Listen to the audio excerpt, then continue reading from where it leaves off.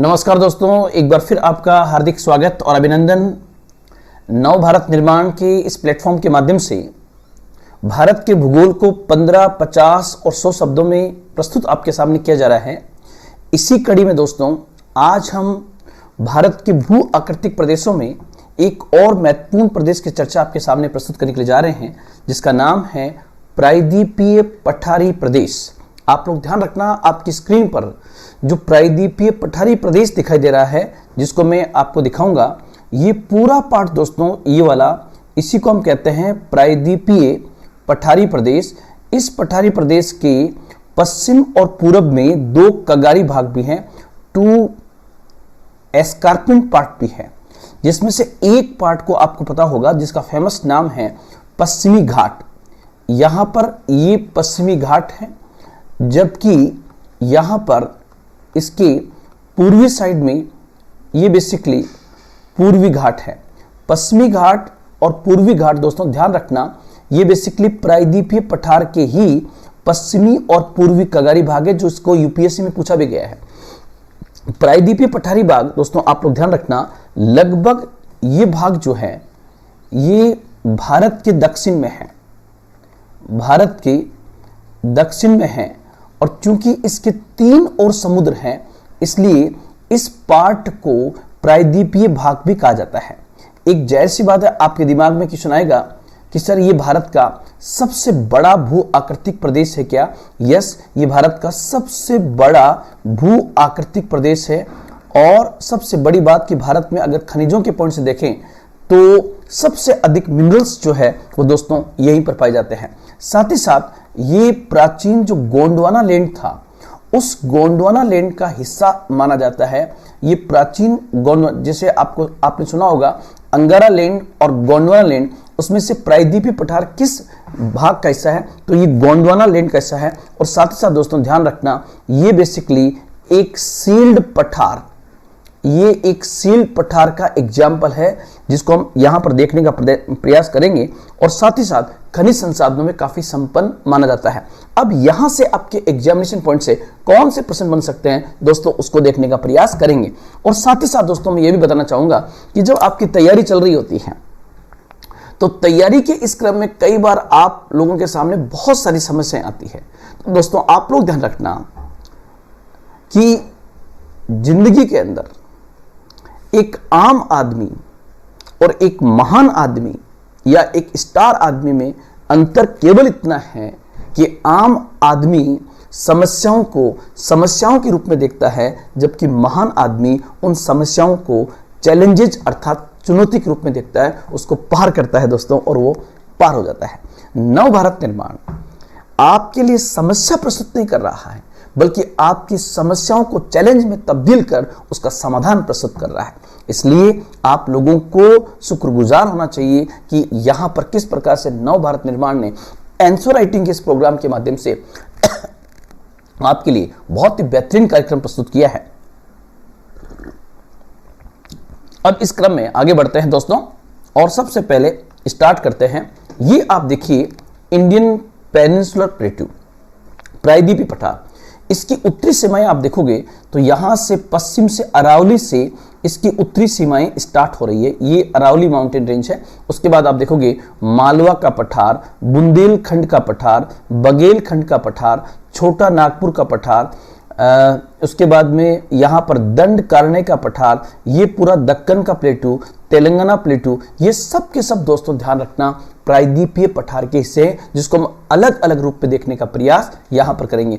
ये जो आप देख रहे हो सतपुड़ा और विंध्याचल के बीच में, यहाँ पर ये दोस्तों नर्मदा नदी है, और नर्मदा यहाँ पर बहती है, और इसको भी हम देखने का पूरा प्रयास करेंगे। सबसे पहले आप देखिए कि आरएस मुख्य परीक्षक दृष्टिकोण से प्रायद्वीपीय पठारी प्रदेश से आपके निम्नलिखित प्रश्न बन सकते हैं। उसमें अगर हम देखने का प्रयास करें तो सबसे पहले आपसे ये पूछ ले प्रायद्वीपीय पठार और उसको 50 शब्दों में पूछे तो आप उसको कैसे लिखेंगे।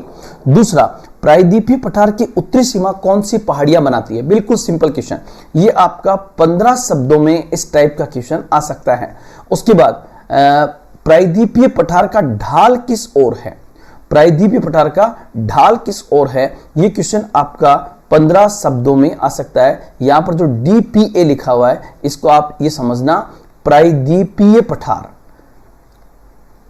प्रायद्वीपीय पठार उसी का शॉर्ट फॉर्म हो गया यहां पर PDA, तो आप लोग उसको चिंता मत करना। नेक्स्ट सॉरी DPA, प्रायद्वीपीय पठार के अंतर्गत आने वाले प्रमुख पठार कौन से हैं? तो इसको ये क्वेश्चन मेरी नजर में सबसे इंपॉर्टेंट है, क्योंकि एक पूरा भाग तो नाम हो गया पेनिनसुलर प्लेट्यू, लेकिन उसमें भी तो बहुत सारे पठार होंगे, जैसे मालवा का पठार, बुंदेलखंड का पठार, दंडकारण्य का पठार, ऐसे बहुत सारे प्लेट्यूज वहां पर होंगे।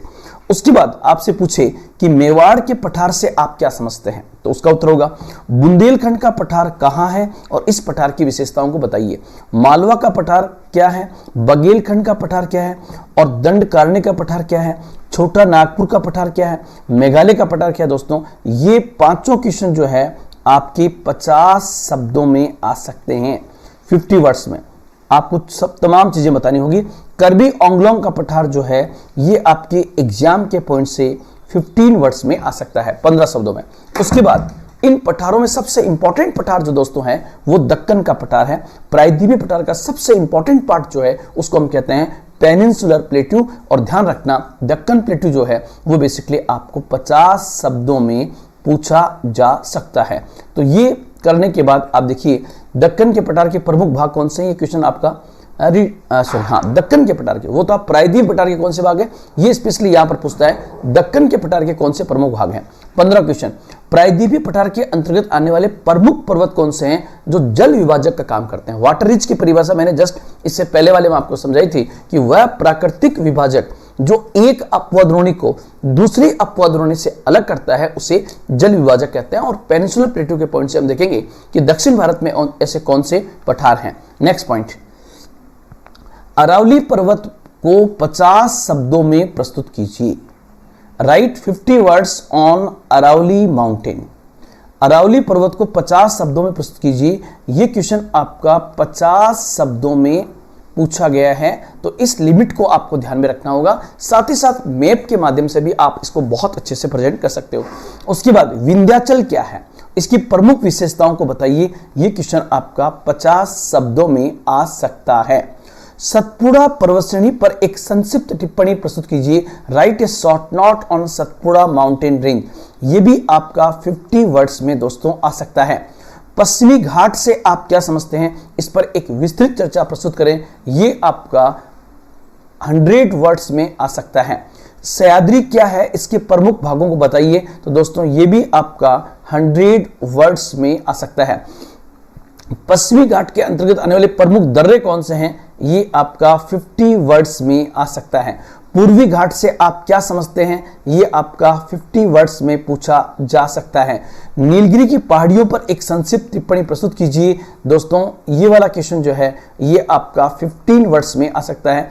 पश्चिमी घाट और पूर्वी घाट में अंतर क्या है, इस पेज का सबसे इंपॉर्टेंट क्वेश्चन है और ये आपका 100 वर्ड्स में पूछा जा सकता है।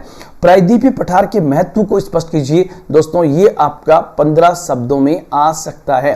और उसके बाद मध्य भारत का पठार, ये आपका 15 वर्ड्स के अंदर। तो सबसे पहले मैंने आपको बताया कि इतने क्वेश्चंस आपसे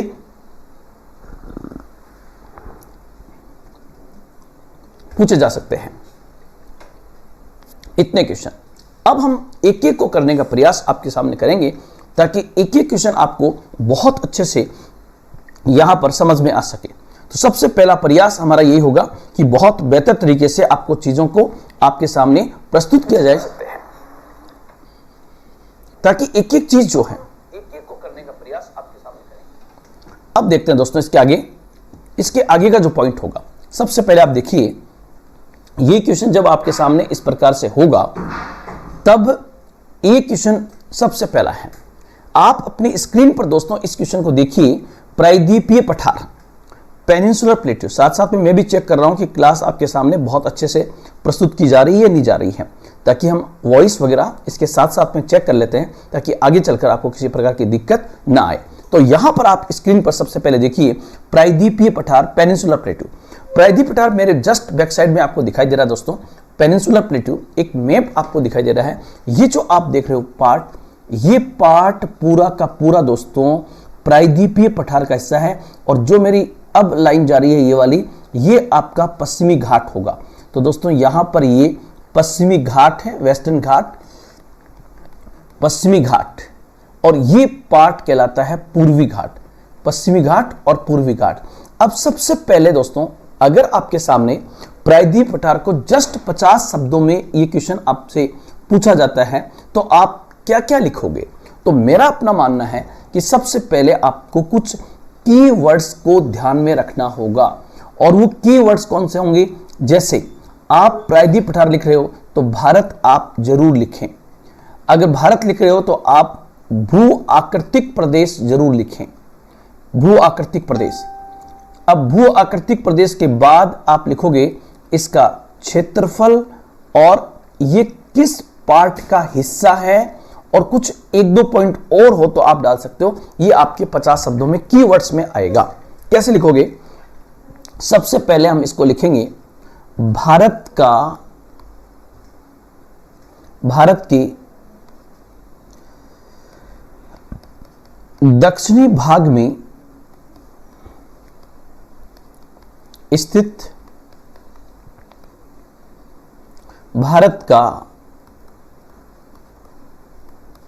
सबसे बड़ा भू आकृतिक भाग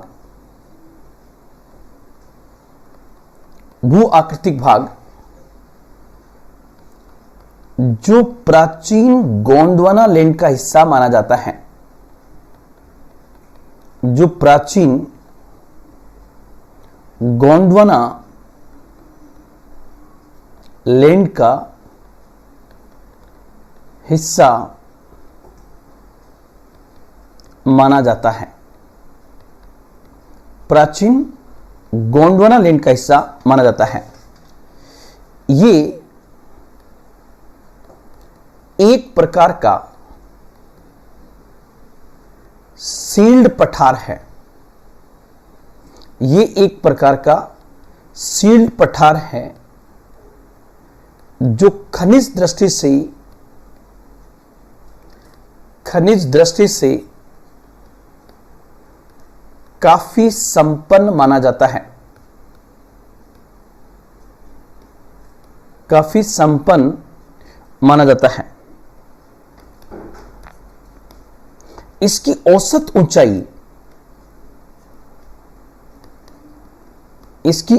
ऊंचाई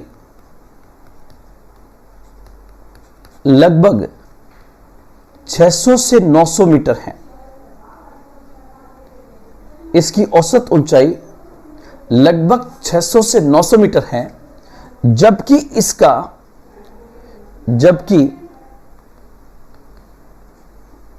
इसका विस्तृत क्षेत्र लगभग 16 लाख वर्ग किलोमीटर में है। इतना आपके लिए सफिशिएंट होगा, क्योंकि आपने भारत का बता दिया, भू आकृतिक भाग बता दिया, गोंडवाना लैंड बता दिया, सील्ड पठार बता दिया, खनिज बता दिया, हाइट औसत ऊंचाई बता दी, और इसका विस्तृत क्षेत्र कितना है ये बता दिया। तो ये आपके लिए बहुत सफिशिएंट होगा। ये क्षेत्र डाल सकते हो। ये क्षेत्र कई पर्वतों एवं पठारों से मिलकर बना है। मतलब वैसे तो सबसे बड़ा तो प्रायद्वीप पठार हो गया, लेकिन इसके ऊपर भी कुछ पर्वत और कुछ अन्य स्थानीय पठार भी है, जिसको हम पढ़ने का प्रयास यहां पर करेंगे। नेक्स्ट पॉइंट, नेक्स्ट आपकी स्क्रीन पर दोस्तों देखिए, प्रायद्वीपीय पठार की उत्तरी सीमा कौन सी पहाड़ियां बनाती हैं? यह क्वेश्चन 2 बार पूछा गया दोस्तों, तो आप लोग ध्यान रखना इसका उत्तर क्या होगा। यहां पर आप देख रहे हो अरावली, राजमाला और शिलोंग, ये उत्तरी सीमा में आएगी। ध्यान रखना दोस्तों। तो आप लिखोगे भारत की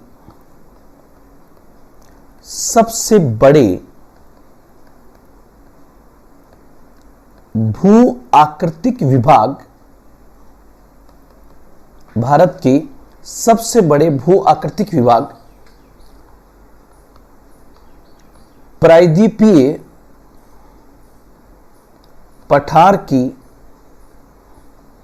उत्तरी सीमा अरावली, अरावली राजमाला एवं शिलोंग की पहाड़ियां, एवं शिलोंग की पहाड़ियां इसकी उत्तरी सीमा बनाती हैं या इसकी सीमा बनाती है। बस इतने में लिख दोगे तो भी 15 शब्दों में आपका काम हो जाएगा। मैप आप डाल देना, तो मैप डालने से आपका उत्तर जो है वो और अच्छा हो जाएगा। एक क्वेश्चन पूछे दोस्तों, प्रायद्वीपीय पठार का ढाल किस ओर है? जैसे सपोज कीजिए आपको अगर मैप में पूरी तरह से दिखाई नहीं दे रहा है और ये प्रायद्वीपीय पठार है, इसका ढाल किस ओर है दोस्तों? तो ऐसे तो हम नहीं देख सकते ढाल किस ओर है, लेकिन आप देखोगे कि प्रायद्वीपीय भारत की जो मैक्सिमम नदियां हैं दोस्तों, वो मैक्सिमम नदियां पश्चिम से पूरब की ओर बहती हैं। तो इससे ही लगता है कि इसका मेन ढाल जो है वो पश्चिम से पूरब की ओर है, और साथ ही साथ इसका जो उत्तरी भाग है उसमें कुछ नदियां ऐसी है जो इस टाइप से बह रही हैं। चंबल, सिंध, बेतवा, केन और सोन नदियां जो है वो बेसिकली दक्षिण से उत्तर की ओर बह रही है। तो आप इसको ऐसे लिखोगे दोस्तों, यहां पर आपका जो लिखने का तरीका होगा वो होगा कि इस पठार के ढाल को, इस पठार के ढाल को नदियों के आधार पर, क्योंकि नदी का पानी हमेशा ढाल की ओर बहता है, नदियों के आधार पर, नदियों के आधार पर दो भागों में बांटा जा सकता है। इसके ढाल को दो भागों में बांटा जा सकता है। अब जो भाग होगा दोस्तों, उसमें सबसे पहले एक पार्ट जो होगा उसको आप ऐसे लिखोगे, नंबर 1 दक्षिण से उत्तर की ओर, दक्षिण से उत्तर की ओर। कैसे? इसका उत्तरी भाग, इसकी उत्तरी भाग का ढाल, उत्तरी भाग का ढाल दक्षिण से उत्तर की ओर है। ये चंबल, सिंध, बेतवा, केन और सोन नदियों के बहाव से स्पष्ट है। सोन नदियों के बहाव से स्पष्ट है। पहला पॉइंट तो आपका इस प्रकार से हो जाएगा। और दूसरा दोस्तों, आप जो सबसे मेजर है इसका ढाल और इंपॉर्टेंट लगा देंगे, पश्चिम से पूरब की ओर, पश्चिम से पूरब की ओर। फिर लिखेंगे हम नर्मदा, पश्चिम से पूरब की ओर, इसमें आएगा गोदावरी, गोदावरी, कृष्णा, कावेरी, तुंगभद्रा नदियों के बहाव से स्पष्ट है। मतलब इसका ढाल पश्चिम से पूरब की ओर। जैसे आप देखोगे गोदावरी नदी ये ऐसे बह रही है, कृष्णा नदी ऐसे बह रही है, ये आप देख सकते हो कावेरी का ढाल भी ऐसे है। तो इसके ढाल से स्पष्ट हो रहा है कि ये नदियां जो है पश्चिम से पूरब की ओर बहती है, और वो इसके ढाल को इंगित यहां पर करेगी। नेक्स्ट पॉइंट आगे बढ़ते हैं। प्रायद्वीपीय पठार के अंतर्गत आने वाले प्रमुख पठार कौन से हैं? अगर इस टाइप का क्वेश्चन आपसे पूछा जाता है दोस्तों, लंबे समय से इस प्रकार का प्रश्न बना नहीं है, और मैंने आपके सामने एक बहुत अच्छा सा मैप रिप्रेजेंट किया है, www.ssc.will.com का है ये, वहां से मैंने इसको लिया है। ये क्वेश्चन जो है दोस्तों, इसमें आप देख सकते हो, ये बुंदेलखंड का पठार, ये मालवा का पठार, ये दक्कन का पठार, ये बघेलखंड का पठार, ये दंडकारण्य का पठार, ये तेलंगाना का पठार, ये कर्नाटक का पठार, ये छोटा नागपुर का पठार और ये शिलोंग का पठार। मतलब आप देख सकते हो ये पूरा का पूरा हिस्सा जो है ये बेसिकली आपको बता देता हूं। वापस एक बार रिपीट करता हूं दोस्तों, रिपीट में दूसरे कलर में करता हूं। सबसे ऊपर आप देख रहे हो ये बुंदेलखंड का पठार, ये मालवा का पठार, छोटा नागपुर का पठार, उसके बाद यहां पर देखोगे तो ये मध्य भारत का पठार, ये बघेलखंड का पठार, ये दक्कन का पठार, तेलंगाना का पठार, कर्नाटक का पठार, दंडकारण्य का पठार और शिलोंग का पठार। इस प्रकार से आप लिखोगे तो आपका बहुत अच्छे नंबर आने की संभावना होगी। यहां पर सिर्फ नाम पूछे हैं तो नाम आप डायरेक्ट ऐसे लिख सकते हो, और वो नाम जो है दोस्तों यहां पर आप इसको लिख सकते हो कि प्रायद्वीपीय पठार के अंतर्गत, प्रायद्वीपीय पठार के अंतर्गत अब जो प्रमुख पठार हैं उसके नाम सिर्फ आपको डालने हैं।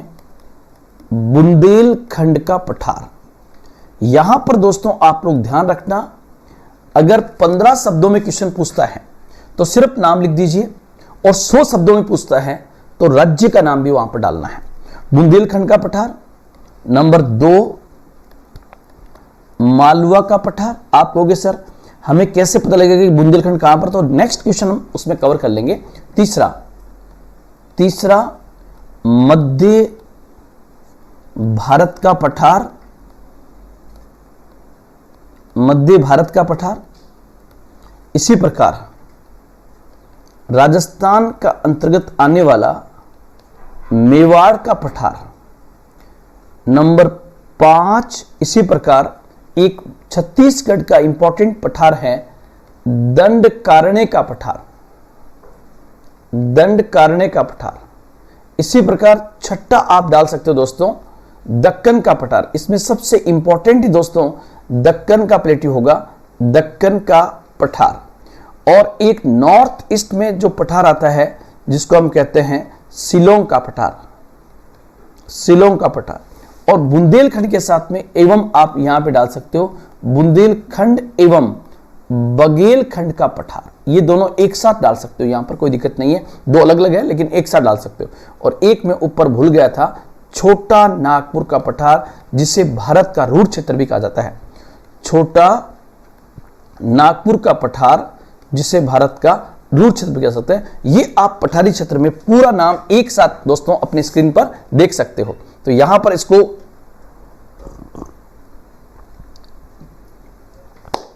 बहुत अच्छे से और याद करने के पॉइंट से सीधा सीधा आप नाम लिख के वहां पर आ सकते हो, तो आपका बहुत अच्छा उत्तर यहां से हो जाएगा। आपसे पूछे कि मेवाड़ के पठार से आप क्या समझते हैं, तो सबसे पहले दोस्तों अगर ये 15 शब्दों में आपसे क्वेश्चन पूछे तो मैं आपको कहना चाहूंगा कि सबसे पहले आप इसकी लोकेशन देखिए। इसकी लोकेशन यहां पर है, ये इसकी लोकेशन है। तो जाहिर सी बात है आपके पास में सबसे पहले जो कीवर्ड्स होंगे उन कीवर्ड्स का स्पेशली आपको ध्यान रखना है।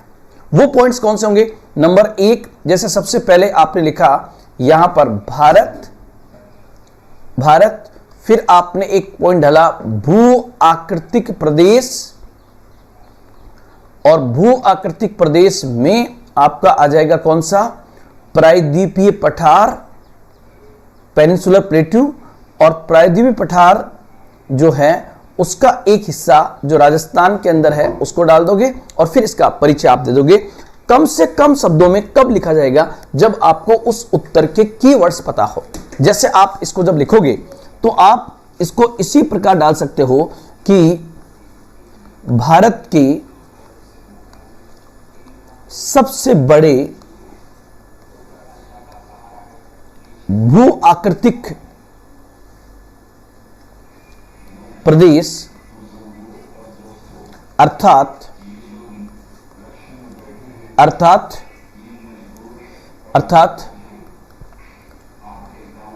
प्रायद्वीपीय पठार के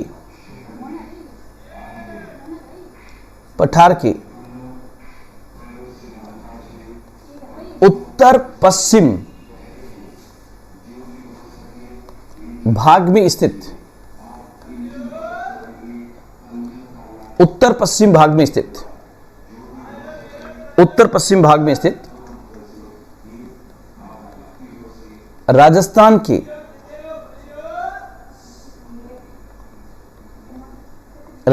के अरावली के पूर्व में स्थित, राजस्थान के अरावली के पूर्व में स्थित ये पठार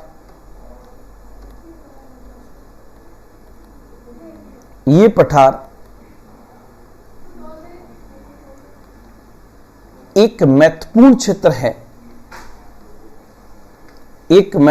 क्षेत्र है जिस पर बनास नदी बहती है, जिस पर बनास नदी बहती है, जिस पर बनास नदी बहती है। इसका ढाल जो है पश्चिम से पूरब की ओर है। इस पठार का ढाल पश्चिम से पूरब की ओर है। तो ये आपको लिखना है मेवाड़ के पठार में। और दोस्तों हमेशा ध्यान रखना कि जितने आपको कीवर्ड्स जितने अच्छे याद होंगे, आपका उत्तर जो होगा वो उतना ही बेहतरीन माना जाएगा, उतना ही बेहतरीन उत्तर आपका होगा। मैं एक बार वॉइस चेक कर लेता हूं कि आप तक आवाज पश्चिम से, तो बिल्कुल आवाज एकदम क्लियर आप तक पहुंच रही है। इसी कड़ी में आगे बढ़ते हैं और नेक्स्ट आपका एक इंपॉर्टेंट पठार है जिसका नाम है बुंदेलखंड का पठार। आप देख सकते हो दोस्तों, बुंदेलखंड का पठार जो है उसकी लोकेशन यहां पर है। ये बेसिकली बुंदेलखंड का पठार है जो मैंने आपको एकदम हाईलाइट कर दिया है। अगर फिर भी आपको दिखाई नहीं दे रहा हो तो कलर चेंज कर देता हूं इसका। ये जो पार्ट आप देख रहे हो दोस्तों, ये बेसिकली आपका बुंदेलखंड का पठार है। और यहां से लोकेशन से आपको पता लग जाएगा कि बुंदेलखंड का पठार किस राज्य में आएगा। यहां से आपको ये पता लग जाएगा दोस्तों ये पठारी क्षेत्र कहां पर आपका पड़ेगा। तो सबसे पहले आप देखिए ये कहां पर है। कहां पर के बजाय मैंने जो कीवर्ड बोला है आपको, वो सबसे पहले आपके उत्तर में आना चाहिए। और उस कीवर्ड के हिसाब से आप क्या लिखोगे, भारत के प्रायद्वीपीय पठार का, भारत के प्रायद्वीपीय पठार का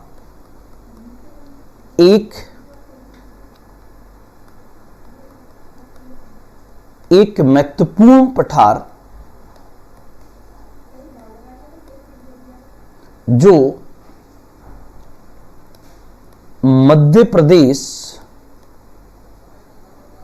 एवं उत्तर प्रदेश के मध्य स्थित है, मध्य स्थित है। इस पठार पर केन एवं बेतवा नदियां बहती हैं।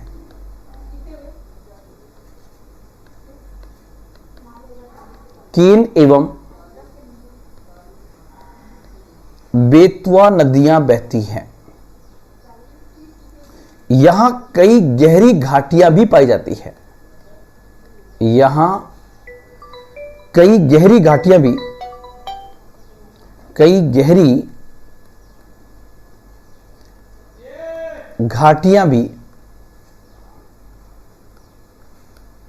पाई जाती हैं। तो ये पॉइंट दोस्तों आपके उत्तर में यहां पर होगा। सबसे पहले ये पॉइंट आपको यहां पर ध्यान रखना होगा। मेरे मोबाइल में कॉल आ गया था इसलिए मैंने उसको काट दिया है। भारत के प्रायद्वीप पठार का एक महत्वपूर्ण पठार जो मध्य प्रदेश और उत्तर प्रदेश के मध्य स्थित है। इस पठार पर केन और बेतवा नदियां बहती हैं। यहां पर कई गहरी घाटियां स्थित है और कई महत्वपूर्ण जलप्रपात भी यहां पर हैं। चाहो तो एक दो जलप्रपात के नाम भी आप यहां पर डाल सकते हो। तो ये आपका एक इंपॉर्टेंट उत्तर यहां से बनेगा। नेक्स्ट हम आगे बढ़ते हैं, मालवा का पठार। ध्यान रखना दोस्तों, सबसे पहले कैसे लिखोगे, भारत की प्रायद्वीपीय पठार का एक अहम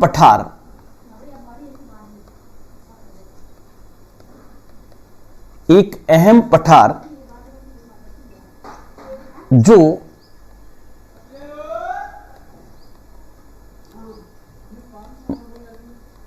मध्य प्रदेश में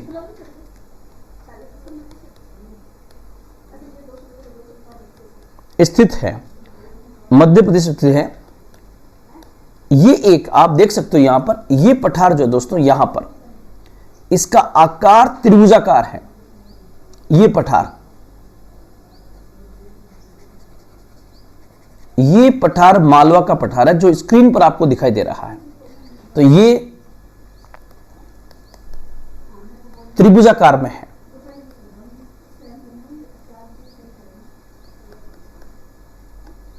ये त्रिभुजाकार में है, काली मिट्टी से संपन्न है। काली मिट्टी से संपन्न है। चंबल एवं सिप्रा नदी इस पर बहती है। चंबल एवं सिप्रा नदी इस पर बहती है। दोस्तों कई बार मध्य प्रदेश पीसीएस में क्वेश्चन पूछा गया है, लेकिन मालवा का पठार भारत का एक महत्वपूर्ण पठार है जो आपके एग्जाम में आ सकता है। और सिप्रा नदी किनारे आपको पता है कि उज्जैन है जो कि एक बहुत अच्छा तीर्थ स्थल भारत में माना जाता है। तो इस पॉइंट को भी आप यहां पर स्पेशली ध्यान रखोगे। उसके बाद हम आगे बढ़ते हैं। नेक्स्ट पॉइंट आपका आएगा बघेलखंड का पठार। स्क्रीन पर सबसे पहले देखिए बघेलखंड का पठार कहां पर है दोस्तों। तो बघेलखंड के पठार को मैं आपको ब्लू कलर में दर्शाता हूं। सबसे पहले तो ये बघेलखंड की बाउंड्री आप देख रहे हैं, ये बेसिकली प्रायद्वीपीय पठार का हिस्सा ही है दोस्तों। ये पूरा हिस्सा बघेलखंड का है। बघेलखंड का पठार जो होगा वो मालवा के पूरब में है, छोटा नागपुर के पश्चिम में है। तो आप कैसे लिखोगे, आप बघेलखंड के पठार को ऐसे लिख सकते हो, भारत के प्रायद्वीपीय पठार का एक अहम पठार, एक अहम पठार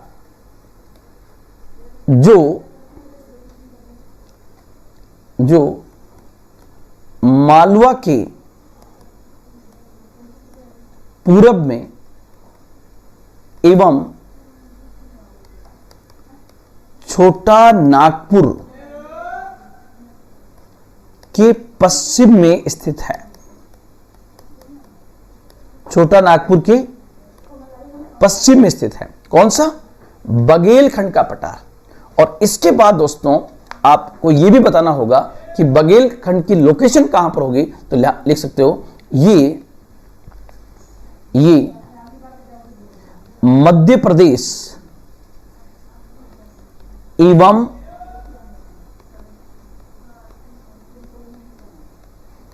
छत्तीसगढ़ के मध्य छत्तीसगढ़ के मध्य स्थित है। यहां पर सोन एवं महानदी का मुख्य अपवा तंत्र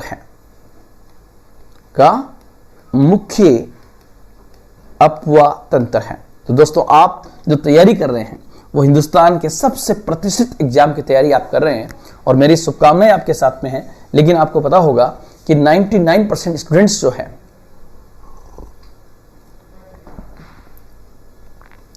वो कभी तैयारी नहीं करते हैं। किसकी? मेंस की। हर दम वो प्री में लगे रहते हैं।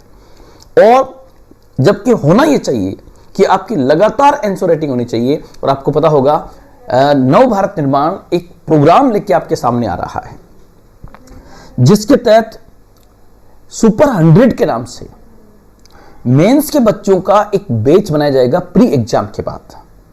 और उसमें डेली टास्क आपको दिया जाएगा कि किस प्रकार से आप डेली उत्तर लिखेंगे। हम आपको एक टास्क देंगे कि 4 प्रश्न आपको लिख के दिखाने हैं, कुछ 15 में, कुछ 50 में, कुछ 100 के अंदर। वो टास्क आप पर डे पूरा कीजिए। तो जिस दिन आरएस मुख्य परीक्षा होगी उस दिन आरएस मुख्य परीक्षा में आप पर जो प्रेशर आता है, कई लोग कहते हैं सर मेरा प्रश्न छूट गया, सर मैं इतना पेपर मेरा छूट गया, और वहां पर एक एक नंबर की दोस्तों लड़ाई होती है। तो उस स्थिति में अगर आप ऐसा करते हो दोस्तों, और हमारे सानिध्य के अंदर, नेतृत्व के अंदर नव भारत निर्माण की टीम के नेतृत्व में अगर आप ये प्रयास करते हो तो निश्चित रूप से आप बहुत बेहतरीन काम कर सकते हैं। तो इसको भी आप यहां पर देखने का पूरा प्रयास करना। उसके बाद आपसे पूछे दंडकारण्य का पठार, ये इसमें दंडकारण्य का पट्टा लिख गए, पठार है भाई साहब, दंडकारण्य का पठार। सबसे पहले आप देखोगे ये दंडकारण्य का पठार कहां पर है, तो देखिए छोटा नागपुर का जो पठार है उसके एकदम दक्षिण के अंदर है। छोटा नागपुर का जो पठार है उसके एकदम दक्षिण में यहां पर ये दंडकारण्य का पठार है। आप कहोगे सर ये दंडकारण्य का पठार किस राज्य में आएगा, तो स्पेशली दोस्तों ये बेसिकली आपका छत्तीसगढ़ में आएगा दंडकारण्य का पठार। दंडकारण्य का पठार, इसको हम आगे बढ़ते हैं और लिखते हैं कि दंडकारण्य में क्या क्या आ सकता है। तो दोस्तों ध्यान रखना, सबसे पहले कीवर्ड्स का प्रयोग करते हुए आगे बढ़ोगे। भारत की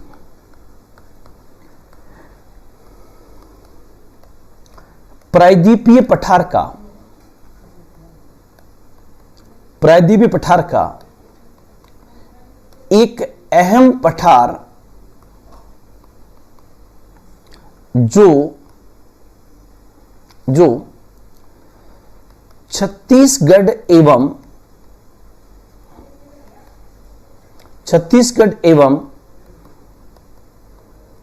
उड़ीसा के मध्य फैला हुआ है। छत्तीसगढ़ एवं उड़ीसा के मध्य फैला हुआ है। इस पठार को बस्तर का पठार भी कहते हैं। इस पठार को बस्तर का पठार भी कहते हैं।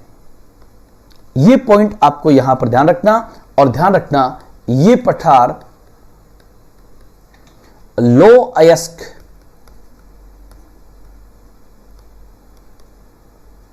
अयस्क एवं बॉक्साइट के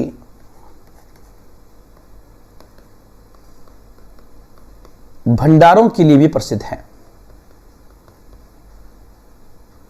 यह आपका एक शॉर्ट एंड स्वीट उत्तर यहां पर दोस्तों होगा। चाहो तो आप इसमें उड़ीसा वाले पठार को अगर पूछे तो वहां पर जो है कालाहांडी, कोरापुट और बोलानहीर के बारे में भी लिख सकते हो, वो आपके उत्तर में और अच्छा जच सकता है। उसके बाद छोटा नागपुर का पठार, दोस्तों मुझे नहीं लगता कि आप में से कोई छोटा नागपुर के पठार को नहीं जानता होगा। छोटा नागपुर का पठार भारत का रूर क्षेत्र कहलाता है, जो कोयले के रूप में संपन्न है, लेकिन यहां पर हर प्रकार के मिनरल्स पाए जाते हैं। इसलिए भारत का सबसे प्रायद्वीपीय पठार का सबसे संपन्न अगर कोई पठार है तो उसका नाम जो है छोटा नागपुर का पठार है। सबसे पहले हम इसकी लोकेशन देखें, जो मैंने आपके ग्रीन पट्टी बनाई है, देखिए आप, ये बेसिकली छोटा नागपुर का पठार है जो बघेलखंड के पूरब में है। ये पार्ट आप देख रहे हो, और स्पेशली दोस्तों यहां पर कौन सा एरिया ये आएगा, तो ये एरिया छोटा नागपुर का पठार जो है ये झारखंड में आएगा। दोस्तों ये भारत का रूर क्षेत्र कहलाता है। तो यहां पर सबसे पहले आप देखोगे छोटा नागपुर के पठार में क्या क्या लिखोगे दोस्तों। सबसे पहले नंबर 1, जब लिखने की बारी आएगी तो आप लिखोगे भारत की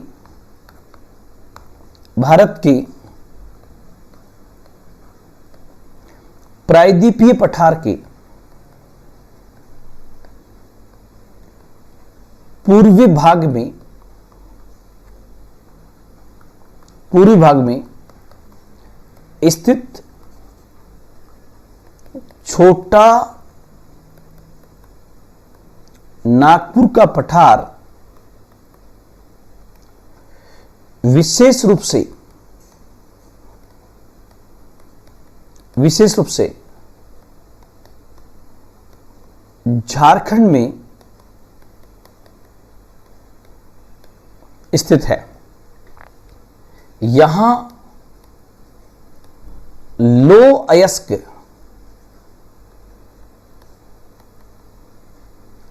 अयस्क एवं कोयले के भंडार पाए जाने के कारण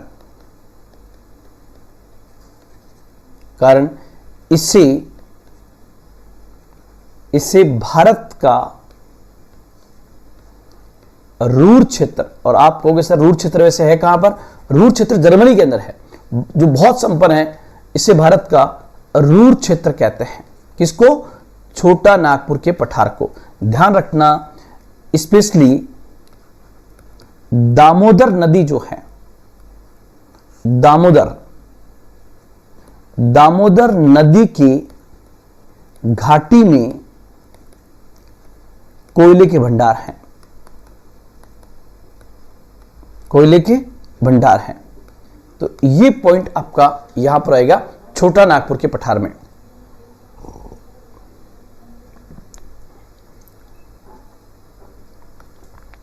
अब आप देखिए मेघालय का पठार, भारत का जो नॉर्थ ईस्ट है, जहां पर शिलोंग का पठार लिखा हुआ रहा है, इसी पठार को आप लोग ध्यान रखना मेघालय का पठार कहते हैं। ये जो पार्ट आपको दिखाई दे रहा है, ये बेसिकली आपका आएगा मेघालय का पठार। तो ये किस पार्ट में है दोस्तों? एकदम नॉर्थ ईस्ट में। ध्यान रखना, और बहुत इंपॉर्टेंट क्वेश्चन प्री में पूछा गया था कि मेघालय का पठार किस पठार का हिस्सा माना जाता है? तो बेसिकली हिस्सा जो है ये प्रायद्वीपीय पठार का ही माना जाएगा। तो लिखो कैसे आप इसको? भारत की उत्तर पूर्व में स्थित मेघालय का पठार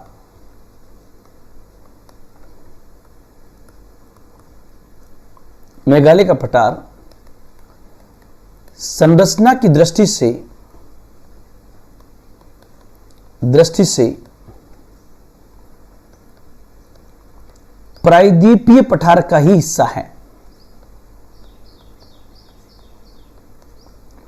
प्रायद्वीपीय पठार का ही हिस्सा है। प्रायद्वीपीय पठार का हिस्सा ही है। मालदा भ्रंश के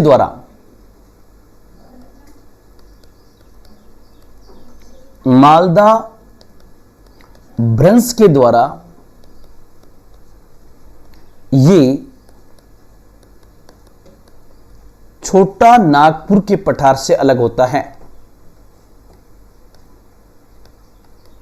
छोटा नागपुर के पठार से अलग होता है। छोटा नागपुर के पठार से अलग होता है। यह भी लो अयस्क यूरेनियम एवं कोयले में काफी संपन्न माना जाता है। कोयले में काफी संपन्न माना जाता है। ये पॉइंट आपको यहां पर देने हैं।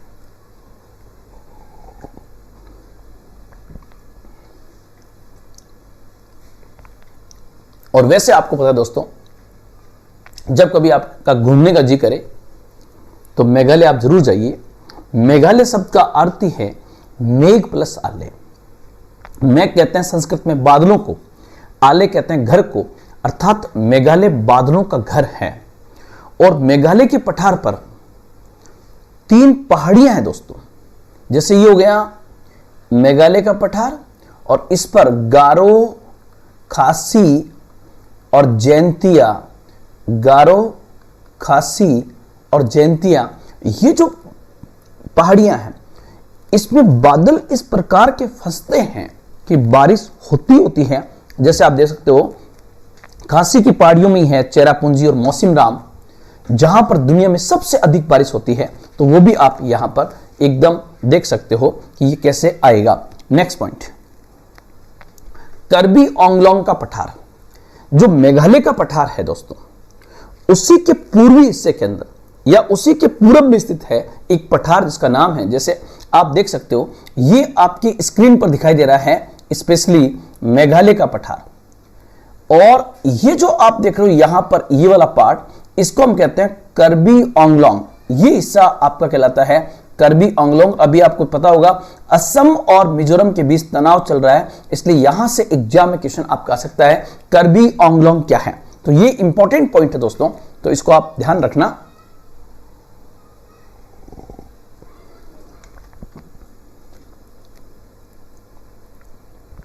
कर्बी आंगलोंग का पठार क्या लिखोगे?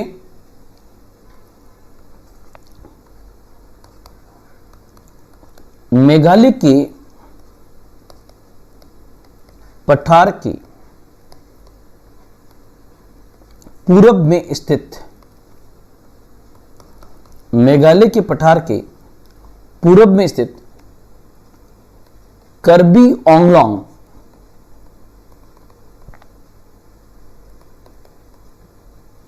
असम में स्थित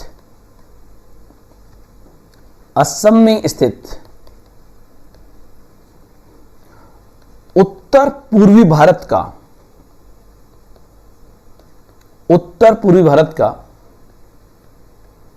एक महत्वपूर्ण पठार है। उत्तर पूर्वी भारत का एक महत्वपूर्ण पठार है जिस पर मिकिर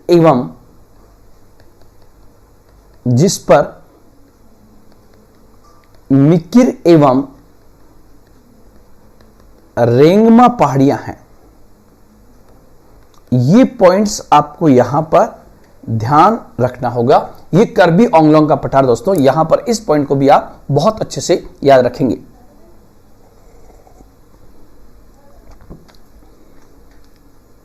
नेक्स्ट, दक्कन का पठार बहुत इंपॉर्टेंट है और मैं कह सकता हूं कि प्रायद्वीपीय भारत का सबसे इंपॉर्टेंट पठार कोई है तो दक्कन का पठार ही है। मतलब पूरा ये पार्ट आप देखोगे, ये ओवरऑल पूरा पार्ट एक साथ ये पूरा पार्ट कहलाएगा प्रायद्वीपीय पठार। यहां तक का पार्ट ये एक साथ पूरा पार्ट कहलाएगा पेनिनसुलर प्लेट्यू। लेकिन उस प्रायद्वीपीय पठार का सबसे महत्वपूर्ण पठार जो है वो बेसिकली दक्कन का पठार होगा। और ये पठार आप यहां देखोगे, ये बेसिकली यहां है, जो बेसिकली एक त्रिभुजाकार आकृति में होगा। ये कैसी आकृति में होगा? त्रिभुजाकार आकृति में होगा। यहां पर आप कैसे लिखोगे? इसका उत्तर लिखने का सही तरीका होगा भारत की भू आकृतिक प्रदेशों में, भारत के भू आकृतिक प्रदेशों में प्रायद्वीपीय पठार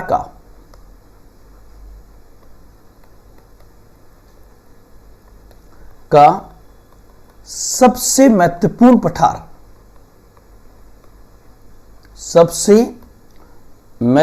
पठार, जो त्रिभुजाकार में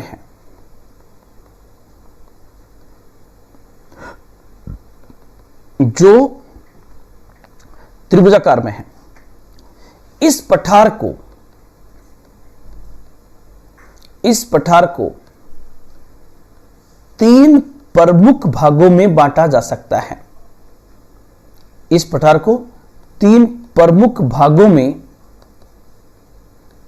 बांटा जा सकता है। वो 3 इंपॉर्टेंट पठार होंगे दोस्तों। नंबर 1 आप देख रहे हो, ये महाराष्ट्र के अंदर भी है तो नाम हो जाएगा महाराष्ट्र का पठार। ये पठार कर्नाटक में भी है तो नाम आ जाएगा कर्नाटक का पठार। नंबर 3 इसका नाम आ जाएगा आंध्रा का पठार। ये 3 पार्ट इसके होंगे, आंध्रा का पठार या आंध्र प्रदेश का पठार, दोनों कुछ भी बोल सकते हो आप, ये चल जाएगा। तो 3 पार्ट इसके होंगे, महाराष्ट्र का पठार, कर्नाटक का पठार और आंध्र का पठार। जो आंध्र का पठार होगा उसके फिर 3 पार्ट हो जाएंगे, तेलंगाना का पठार, रायलसीमा का पठार और सीमांध्र का पठार। ये पॉइंट आप इसमें डाल सकते हो। इसका ढाल जो है वो बेसिकली पश्चिम से पूरब की ओर है। इस पॉइंट को भी आपको यहां पर ध्यान रखना होगा। दक्कन के पठार के प्रमुख भाग कौन से हैं दोस्तों? तो आपको सीधा सीधा मैंने बता दिया है। दक्कन के पठार के 3 प्रमुख भाग हैं जो अभी मैंने आपको नाम लेके लिखे हैं, तो वो पॉइंट वापस रिपीट करने की यहां पर आवश्यकता नहीं होगी। आप सीधा क्या लिखोगे? नंबर 1 महाराष्ट्र का पठार, नंबर 2 आंध्रा का पठार, और नंबर 3 कर्नाटक का पठार। आंध्रा का पठार जो है, ये सपोज कीजिए आंध्रा का पठार है, तो इसको हम ऐसे डिवाइड कर सकते हैं। इसमें इस साइड में जो आएगा उसको हम कहते हैं तेलंगाना का पठार, और यहां पर जो आएगा ये होगा रायलसीमा का पठार, और ये आ जाएगा फिर सीमांध्रा का पठार। ये पार्ट भी आप ऐसे डिवाइड इसको कर सकते हो। तो 3 पार्ट है, महाराष्ट्र का पठार, आंध्र का पठार और कर्नाटक का पठार। आगे बढ़ते हैं। प्रायद्वीपीय प्रदेश के अंतर्गत आने वाले प्रमुख पर्वत कौन से हैं जो जल विभाजक का काम करते हैं? जल विभाजक का मतलब होगा जिसके एक साइड एक अपवतंत्र बहता है और दूसरी साइड दूसरा अपवतंत्र बहता है, तो एक अपवतंत्र को दूसरे अपवतंत्र से अलग करने वाले, जैसे मैंने वहां पर समझाया भी था कि सपोज कीजिए कि ये भारत है और ये पश्चिमी घाट है, तो कुछ नदियां पश्चिमी घाट के इस साइड में बहती हैं और कुछ नदियां पश्चिमी घाट के इस साइड बहती हैं, तो वो आ जाएगा जल विभाजक का काम वहां पर करेगा। तो ये ध्यान रखना, इसके तहत आपको अगर एक पिक्चर बनाई जाए तो वो पिक्चर जो बनेगी दोस्तों वो इस टाइप से बनेगी। सबसे पहले ये पिक्चर ऐसे होगी,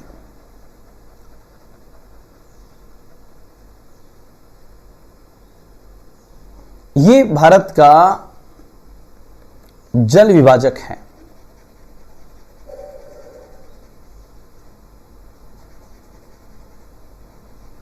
ये भारत का जल विभाजक है। इस जल विभाजक में कौन कौन सी पहाड़ियां दोस्तों आप देख रहे हो? तो नंबर 1 ये जो आप देख रहे हो यहां पर आ जाएगी ये अरावली। बहुत सारी नदियां अरावली के इस साइड बह रही है और बहुत सारी नदियां अरावली के इस साइड में बह रही हैं, तो अरावली यहां पर पहला जल विभाजक हो गया। उसके बाद यहां पर आ जाएगी विंध्याचल और सतपुड़ा, इसके नर्मदा और ताप्ती का बनाएगा, और ये आ जाएगा आपका पश्चिमी घाट, ये आ जाएगा वेस्टर्न घाट। तो आपसे जस्ट पूछे कि प्रायद्वीपीय प्रदेश के अंतर्गत आने वाले प्रमुख पर्वत कौन से हैं, तो उसमें प्रमुख पर्वतों में जब आप नाम लिखोगे दोस्तों तो उसमें नाम नंबर 1 जो होगा वो होगा अरावली, नंबर 2 जो है विंध्याचल, नंबर 3 जो है सतपुड़ा, नंबर 4 जो है पश्चिमी घाट, और नंबर 5 जो है वो होगा आपका पूर्वी घाट। ये आपको नाम यहां पर बहुत अच्छे से रिप्रेजेंट करने हैं। इसको ये जल विभाजक का काम भी करते हैं। अब अरावली क्या है, इसको मैं अलग से एक क्वेश्चन मैंने बना लिया है इसके ऊपर कि वो उसको हम समझा देंगे। जैसे मध्य भारत का पठार तो ये पीछे से रिपीट हो गया है। आगे बढ़ते हैं। अरावली पर्वत को 50 शब्दों में प्रस्तुत कीजिए। सबसे पहले आप देख रहे हो अरावली गुजरात से स्टार्ट होकर के राजस्थान होते हुए दिल्ली तक ये माउंटेन रेंज है। तो सबसे पहले कैसे लिखोगे आप? जब अरावली के बारे में पूछे तो कीवर्ड्स में आप क्या लिखोगे दोस्तों? कीवर्ड्स में अरावली पर्वत के अंदर सबसे पहले आप लिखोगे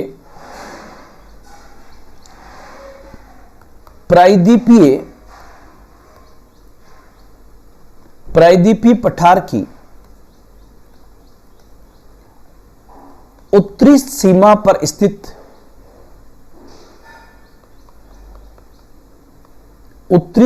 स्थित अरावली एक प्राचीन वलित पर्वत है।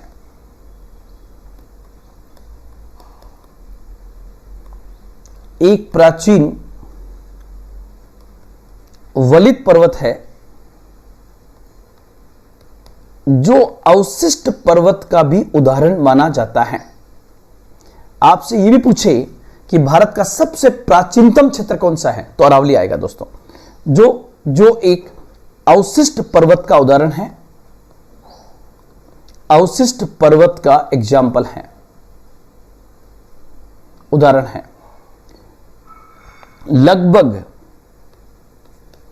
ये लगभग 692 किलोमीटर में फैला हुआ है,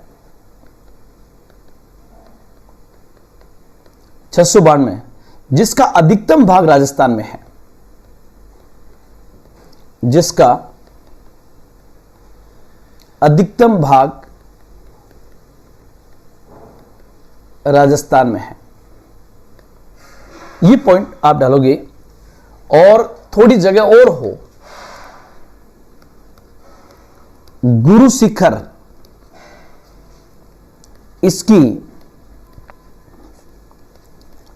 सबसे ऊंची चोटी है। गुरु शिखर इसकी सबसे ऊंची चोटी है और ये राजस्थान का एक महान जल विभाजक भी है। राजस्थान का एक महान जल विभाजक भी है। अरावली के अंदर ये पॉइंट्स आप डाल सकते हो। नेक्स्ट पॉइंट आप देख सकते हो दोस्तों, विंध्याचल। विंध्याचल की जो लोकेशन आएगी वो मालवा के पठार के दक्षिण के अंदर होगी। तो यहां पर मैंने ये डाल दिया है, एक बार आप देख सकते हो ये वाला। अगर ये भारत का मैप है तो आप यहां पर इसको ले लीजिए, ये आपकी विंध्याचल रेंज यहां पर होगी। तो विंध्याचल के बारे में अगर आपसे क्वेश्चन पूछे कि विंध्याचल पर्वत के बारे में स्पेशली पूछ ले, तो दोस्तों ध्यान रखना, ये विंध्याचल जो है ये मालवा के पठार के दक्षिण में है और ये उत्तर भारत को दक्षिण भारत से अलग करती है। तो क्या लिखोगे? सबसे पहले भारत में मालवा के पठार के दक्षिण में स्थित, मालवा के पठार के दक्षिण में स्थित एक पर्वत श्रेणी जो उत्तर भारत को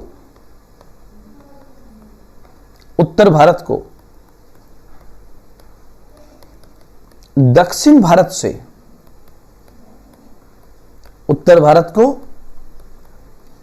भारत से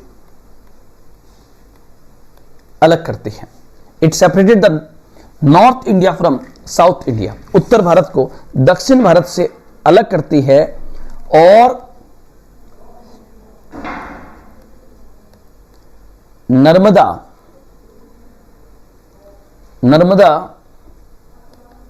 भ्रंश घाटी की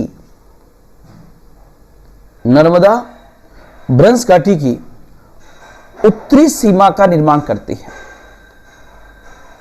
उत्तरी सीमा का निर्माण करती है। यह पॉइंट आपको यहां पर दोस्तों ध्यान रखना है। और इसकी औसत ऊंचाई जो है, इसकी औसत ऊंचाई 700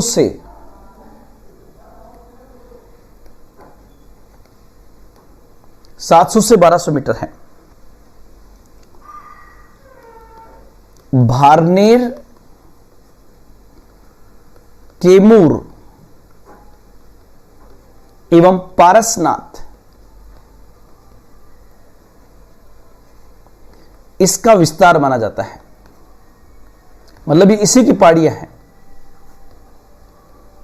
ये इसी का विस्तार माना जाता है। विंध्याचल जो है, ये पॉइंट आपको यहां पर ध्यान में रखना है। ये पॉइंट्स आपके यहां पर आने चाहिए दोस्तों। आगे बढ़ते हैं 18 क्वेश्चन पे। सतपुड़ा पर्वत श्रेणी आप देख सकते हो। सतपुड़ा भी एक इंपॉर्टेंट माउंटेन रेंज है जिसकी लोकेशन यहां पर है। ये सतपुड़ा है। सतपुड़ा ध्यान रखना, सतपुड़ा बेसिकली एक ब्लॉक पर्वत का एग्जाम्पल है।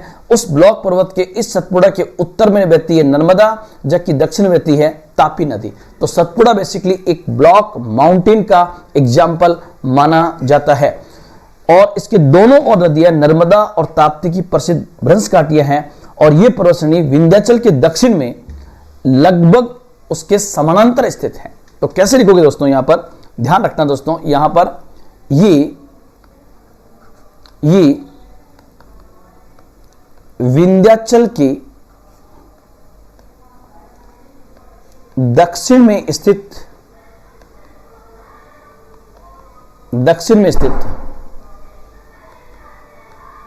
प्रायद्वीपीय पठार पर स्थित एक पर्वत श्रेणी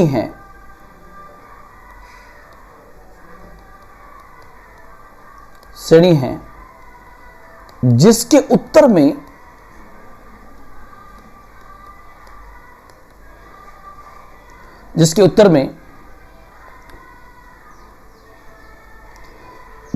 में हेलो, अरे सब 10 मिनट में कॉल बैक करता हूं, मैं क्लास में था। तो ये जिसके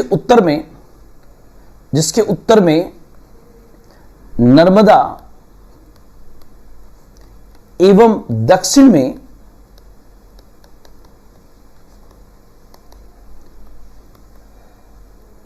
तापी नदी की भ्रंश घाटी है।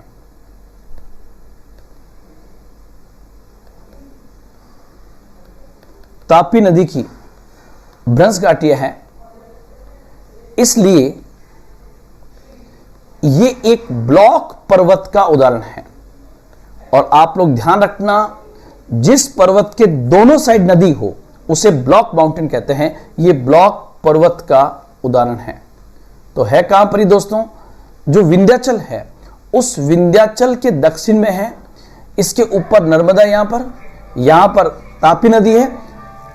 तो इसलिए सतपुड़ा बेसिकली एक ब्लॉक माउंटेन का एग्जाम्पल माना जाता है। सतपुड़ा की सबसे ऊंची चोटी का नाम धूपगढ़ है।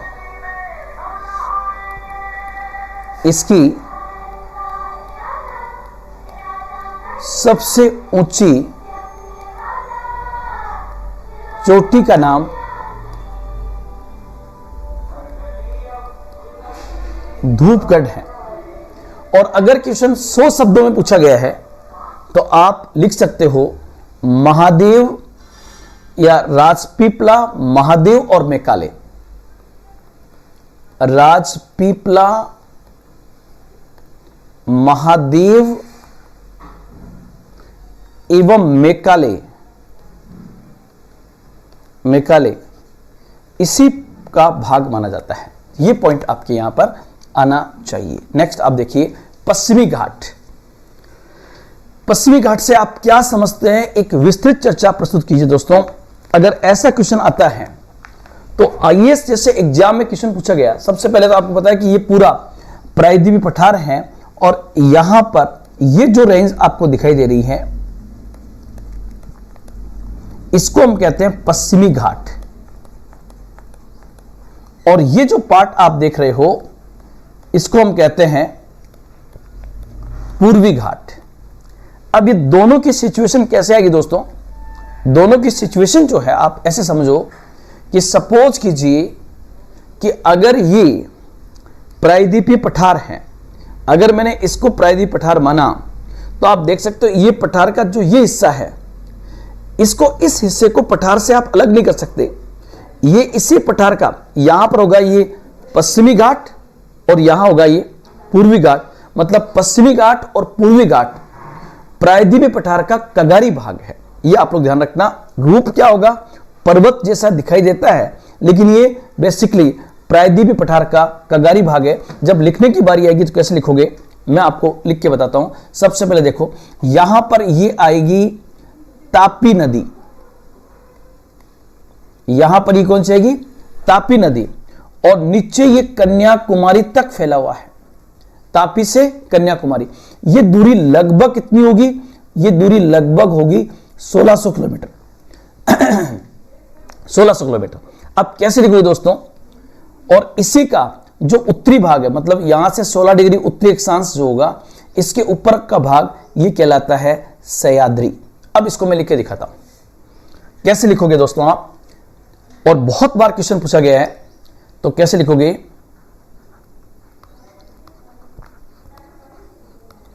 प्रायद्वीपीय पठार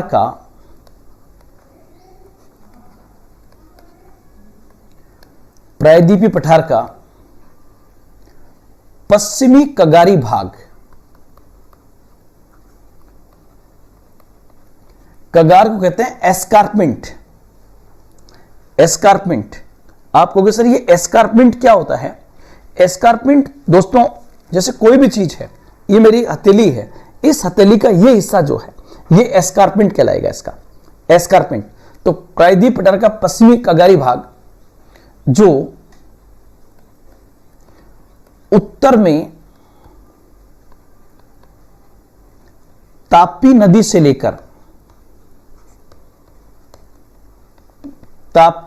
लेकर दक्षिण में कन्याकुमारी तक लगभग 1600 किलोमीटर में फैला है। 1600 किलोमीटर के अंदर ये पार्ट फैला हुआ है, 1600 किलोमीटर में फैला है। इस पठार का ढाल अत्यंत तीव्र है। दक्षिण पश्चिम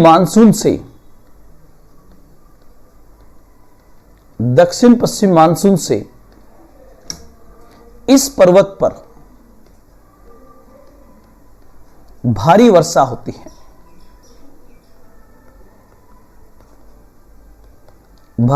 होती है। इसलिए यह भारत का जैव विविधता के दृष्टिकोण से हॉट स्पॉट माना जाता है। एक तो यह पॉइंट डाल देना, और साथ ही साथ दोस्तों आप चाहो तो एक पॉइंट डाल सकते हो, इसके उत्तरी भाग को सह्याद्री कहते हैं।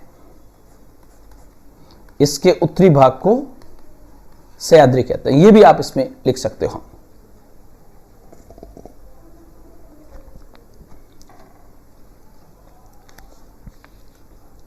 आपके 19 क्वेश्चन मैंने करा दिए इसके अंदर। जस्ट थोड़ा आगे बढ़ते हैं। सह्याद्री क्या है?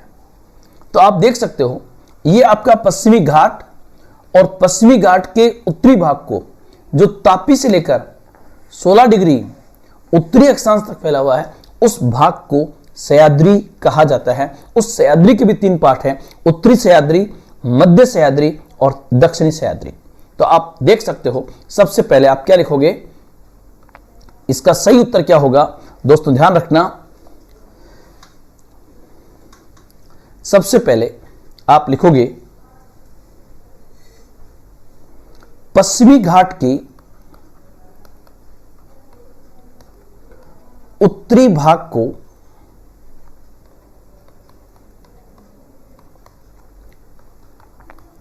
सह्याद्री कहते हैं।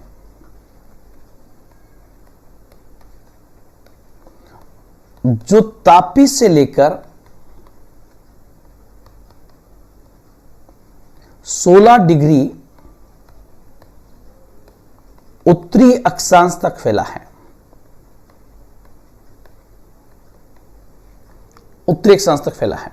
और इसके भाग फिर आप बता देना, इंपॉर्टेंट। पश्चिमी घाट के अंतर्गत आने वाले प्रमुख दर्रे कौन से हैं? तो आप हो गई, आप इसको याद ऐसे कर सकते हो, टीबी हो गई, पीएसको। वेस्टर्न घाट में 4 इंपॉर्टेंट दर्रे दोस्तों हैं, उसको आप याद रखना। और कैसे याद रखोगे? टीबी हो गई, पीएसको। याद रखने का तरीका जो होगा दोस्तों वो किस प्रकार से होगा कि यहां पर मैं एक बार के लिए इसको डिलीट कर देता हूं। 4 इंपॉर्टेंट दर्रे हैं, टीबी हो गई, पीएसको। टी मतलब होगा थाल घाट, बी मतलब होगा भोर घाट, पी मतलब होगा पाल घाट। या घाट जरूर लिखा दोस्तों, लेकिन हकीकत में ये दर्रा है। और एस फॉर सिनकोट। थाल घाट जो है ये बेसिकली नासिक को मुंबई से जोड़ता है। ये नासिक को मुंबई से जोड़ता है। ये आपका रहा थाल घाट। फिर दूसरा आ गया भोर घाट। ये मुंबई को पुणे से जोड़ता है। ये बेसिकली मुंबई को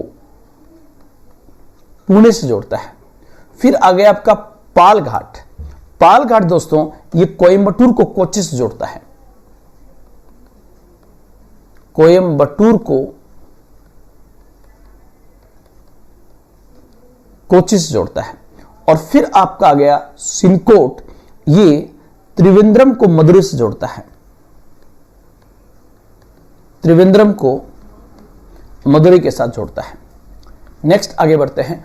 पूर्वी घाट से आप क्या समझते हैं? अगर इस टाइप का क्वेश्चन आता है दोस्तों, क्योंकि हमने पहले कर रखा है इसको, पश्चिमी घाट कर रखा है, तो जो पश्चिमी घाट में आएगा वही दोस्तों आप लोग ध्यान रखना पूर्वी घाट के अंदर आएगा।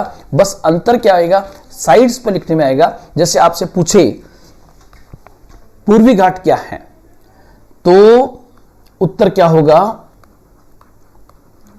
प्रायद्वीपीय पठार का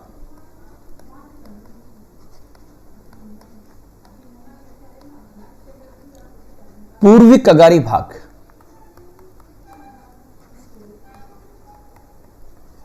पूर्वी कगारी भाग जो महानदी से लेकर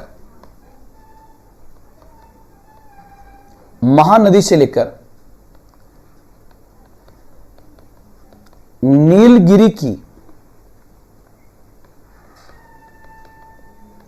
पहाड़ियों तक फैला है।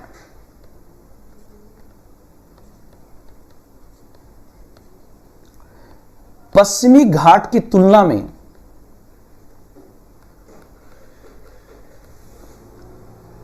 में इसकी ऊंचाई कम है एवं पश्चिमी घाट से आने वाली नदियों ने इसे जगह जगह से काट दिया है। समझ आओगे दोस्तों? मतलब ये जो पश्चिमी घाट है ये तो लगातार है, ये कटा हुआ नहीं है।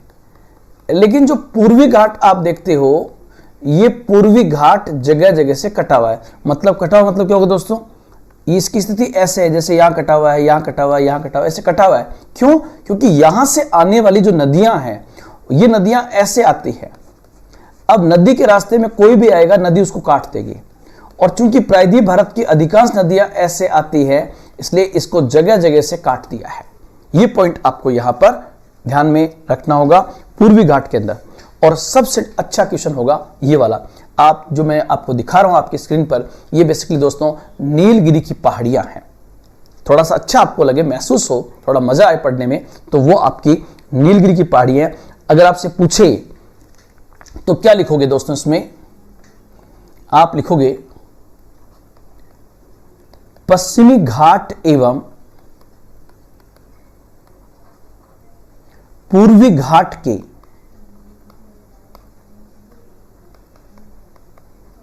मिलन स्थल पर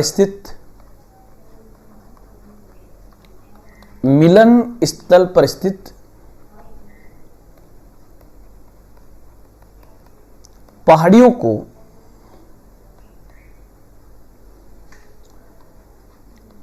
नीलगिरी की पहाड़ियां कहते हैं।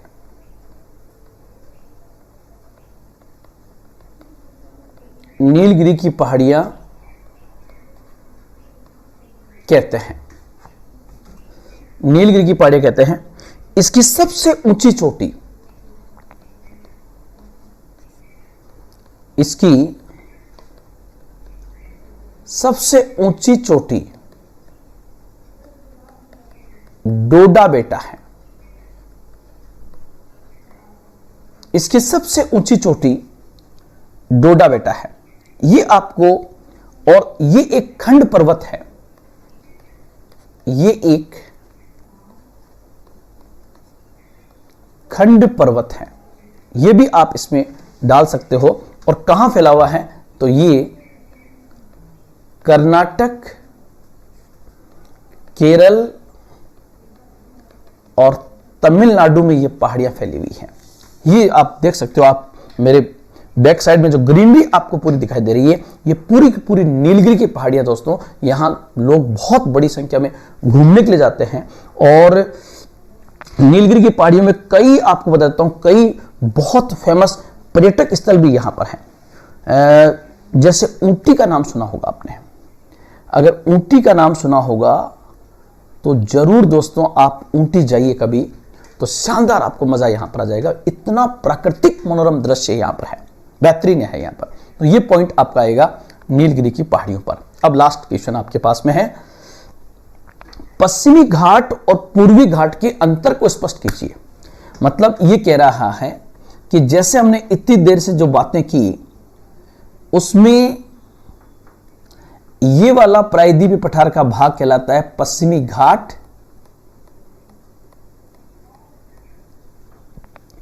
और ये पार्ट कहलाता है पूर्वी घाट। जो पश्चिमी घाट है वो लगातार है, और ये पूर्वी घाट देख रहे हो आप, ये जगह जगह से कटा हुआ है।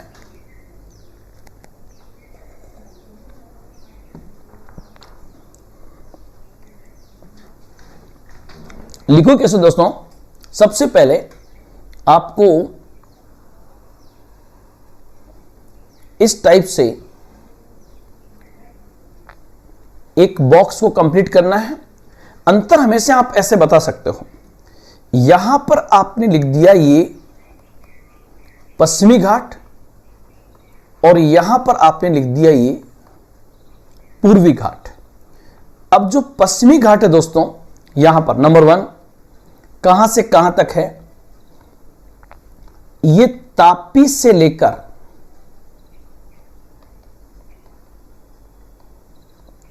कन्याकुमारी तक है, मतलब सुदूर दक्षिण तक।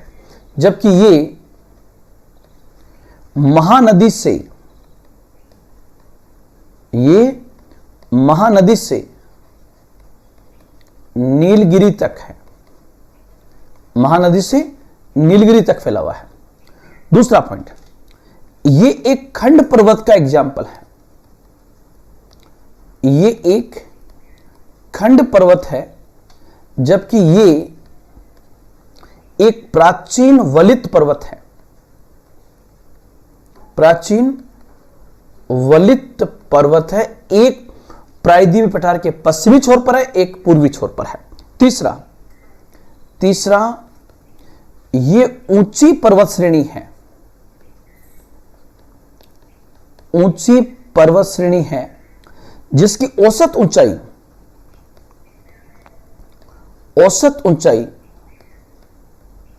1200 मीटर है।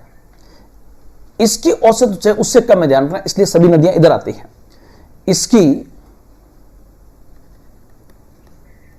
इसकी औसत ऊंचाई 900 मीटर है, 900 मीटर इसकी ऊंचाई है। यहां पर यह पॉइंट डालने के बाद ध्यान रखना, 4th इंपॉर्टेंट पॉइंट है, यह एक सतत पर्वत श्रेणी है, कंटिन्यूस है, मतलब कटी फटी नहीं है, ये सतत पर्वत श्रेणी है। जबकि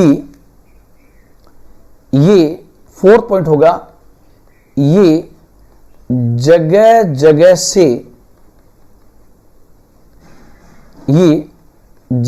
से कटी है, क्योंकि पश्चिम से आने वाली नदियों ने इसको काट दिया है। ये पॉइंट भी आप इसमें दिखा सकते हो। और 5वां, ये अधिक वर्षा होती है, और अधिक वर्षा के कारण ये जैव विविधता के दृष्टिकोण से काफी हॉटस्पॉट माना जाता है। ध्यान रखना, यहां पर इसका पॉइंट होगा सीमित वर्षा, यहां पर इसको होगा सीमित वर्षा। तो ये पॉइंट्स आपके पश्चिमी घाट और पूर्वी घाट के अंतर में आप लिख सकते हो।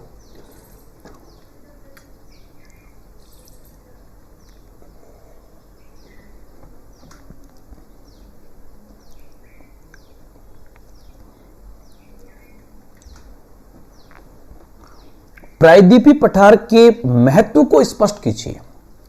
अब जब महत्व को हम स्पष्ट करेंगे दोस्तों, तो सीधा आप थोड़ा सा परिचय देने के बाद कि भारत का सबसे बड़ा भू आकृतिक प्रदेश प्रायद्वीपीय पठार भारत के दक्षिण में स्थित है। लगभग 16 लाख वर्ग किलोमीटर क्षेत्र में फैला हुआ है। इसके महत्व को नंबर 1 आप सबसे पहला पॉइंट आप यहां पर दिखा दीजिए। नंबर 1 जैसे आप लिख सकते हो, इसका सबसे बड़ा जो महत्व मुझे नजर आता है वो आता है इमारती पत्थर। और इमारती पत्थर में आपको पता है कि भारत में स्पेशली जो लाइमस्टोन है, भारत में चाहे लाइमस्टोन हो, चाहे सैंडस्टोन हो, चाहे मार्बल हो, चाहे ग्रेनाइट हो, ये यहां पर पाया जाता है, जो इसको बहुत इंपॉर्टेंट बनाता है। दूसरा सेकंड पॉइंट, ये गोंडवाना लैंड का हिस्सा है। गोंडवाना लैंड का हिस्सा है, इसलिए स्थायी भूभाग है। ये स्थायी भूभाग है। जैसे आप देखोगे हिमालय नवीन और वलित है, तो वहां पर स्थायी भूभाग है। तो यहां पर भूकंप और ज्वालामुखी की संभावना बहुत कम है। संभावना कम है। हालांकि आप लोग ध्यान रखना कि दक्षिण के अंदर भी ऐसे भूकंप आए जिसके बारे में सोचा नहीं था, लेकिन फिर भी हिमालय की तुलना में यहां पर स्थायित्व है। तीसरा गोंडवाना कोयले का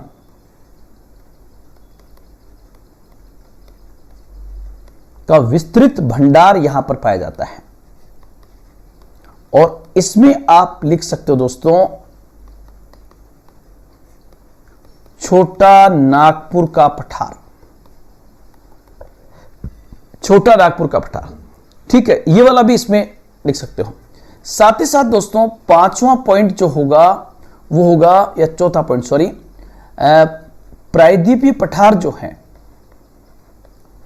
उस प्रायद्वीपीय पठार का जो पश्चिमी घाट है वो बेसिकली एक जल विभाजक का काम करता है, जिसके कारण दोनों साइड में नदियों का पानी मिल जाता है। तो ये भी एक अच्छी बात है।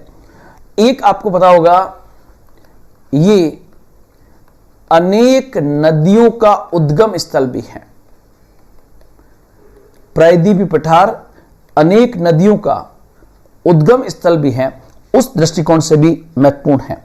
साथ ही साथ आप डाल सकते हो छठा पॉइंट, पर्यटन के दृष्टिकोण से महत्वपूर्ण। पर्यटन से महत्वपूर्ण एक आप डाल सकते हो खनिजों की दृष्टि से। खनिजों की दृष्टि से भारत का सबसे संपन्न क्षेत्र, भारत का सबसे संपन्न क्षेत्र भी माना जाता है। साथ ही साथ यहां पर कई नदियों के ऐसे जलप्रपात हैं, और उन जलप्रपातों के कारण यहां पर जल विद्युत की बहुत सारी संभावनाएं हैं। हाइड्रो पावर प्रोजेक्ट की भी बहुत सारी संभावनाएं यहां पर है। और खनिज में आप दोस्तों ये अलग से भी डाल सकते हो। खनिज में जैसे लोहा, तांबा, यूरेनियम के भंडार यहां पर है। ये पॉइंट भी आप इसमें डाल सकते हो। कपास की खेती के लिए बहुत अच्छा एरिया है ये, कपास की खेती के लिए भी। तो ये पॉइंट डाल सकते हो दोस्तों। मैंने अपनी तरफ से बहुत विस्तृत रूप से ये क्षेत्र करने का प्रयास किया। ये आपके पास इसके पूरे कंप्लीट नोट्स भी मैंने उपलब्ध कराए हैं, ताकि फैक्चुअल मैंने दिए ताकि आपको हर प्रकार से इसमें सहयोग मिल सके। तो दोस्तों, आज नव भारत निर्माण में हमने प्रायद्वीपीय पठार, पश्चिमी घाट, पूर्वी घाट और उसके तमाम लोकल पार्ट्स को पढ़ने का प्रयास किया। आज इतना ही, फिर मिलेंगे। जय हिंद, जय भारत।